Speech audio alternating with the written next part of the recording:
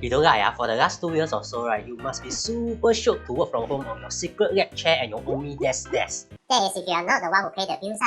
But in 2022, it's going to change now. Even when the Omicron variant comes, right, work from home will no longer be the default working mode from 1st January. And if you think the vaccine got microchip that can control a brain, you can be fired from your jobs.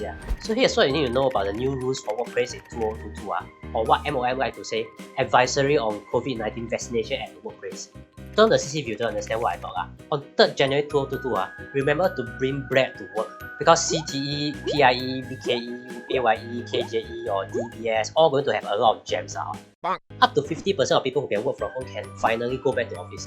So if you just join a company, right, you can finally see if your colleagues got catfish you or not with Zoom filters.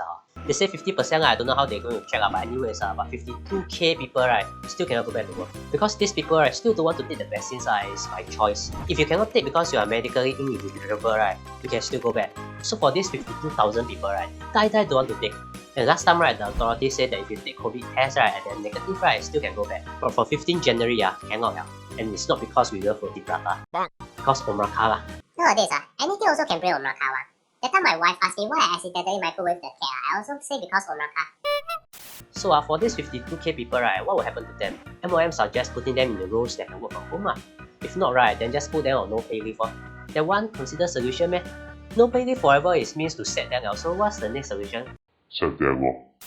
Not I say one, MOM say one. But the exact words are this.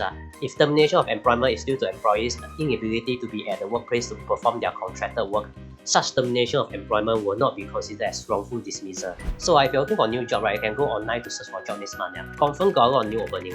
But will you be competing with those unvaccinated people? Actually, don't worry, they'll be too busy complaining about human rights on Facebook.